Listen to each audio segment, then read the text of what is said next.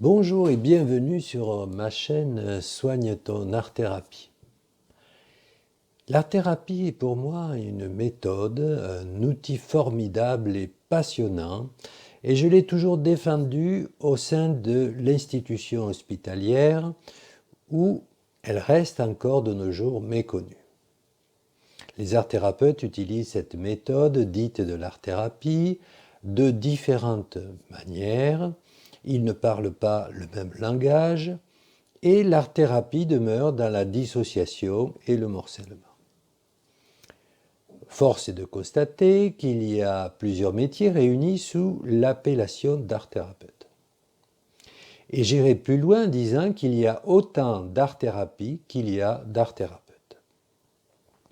Nous trouvons l'art-thérapie lacanienne, l'art-thérapie clinique, l'art-thérapie analytique, l'art-thérapie cognitivo-comportementale, l'art-thérapie évolutive, l'art-thérapie transformationnelle, l'art-thérapie expressive, l'art-thérapie créative, l'art-thérapie préventive, l'art-thérapie dynamique, l'art-thérapie curative, l'art-thérapie classique et bien sûr l'art-thérapie moderne, l'art-thérapie contemporaine et aussi les thérapies médiatisées, les psychothérapies médiatisées, les ateliers d'expression créatrice, les ateliers d'expression créatrice dans le soin analytique, les médiations thérapeutiques, les médiations artistiques, les médiations culturelles, et ça vient de sortir il y a peu de temps, l'art-thérapie systémique,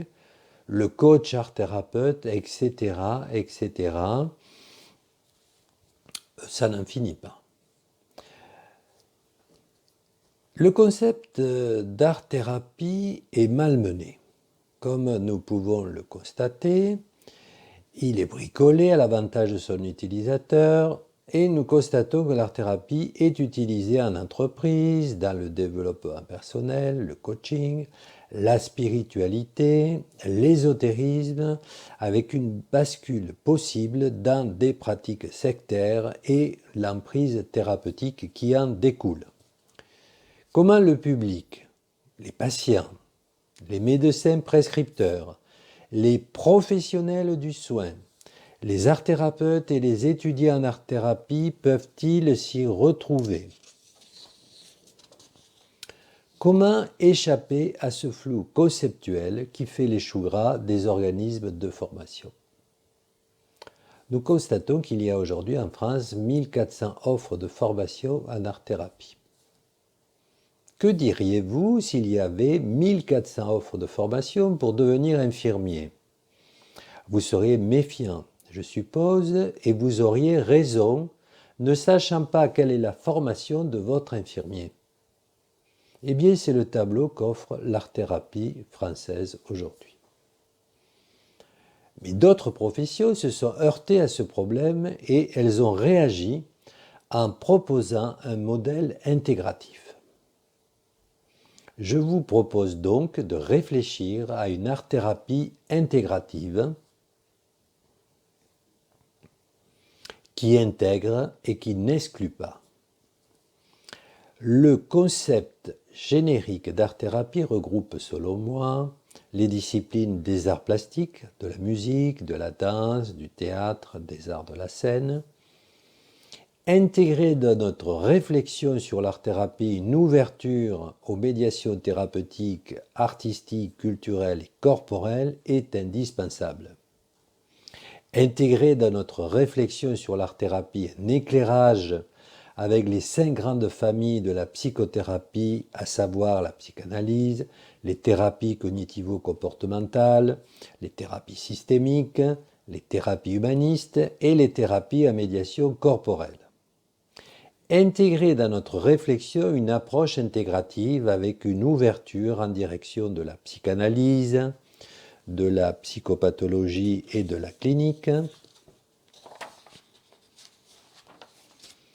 de la psychiatrie, de la pédiatrie, de la gériatrie, de la cardiologie, de la cancérologie, tous les services où un moyen d'expression sont et est bien le bienvenu.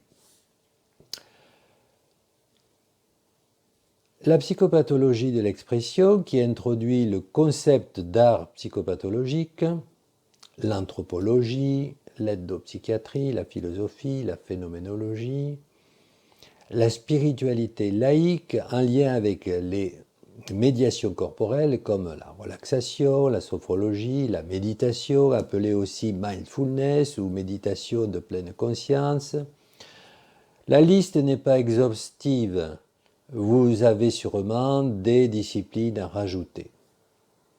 Je termine en vous disant à bientôt et pour l'art thérapeute d'être toujours en équilibre sur le trait d'union qui sépare ou qui unit art et thérapie.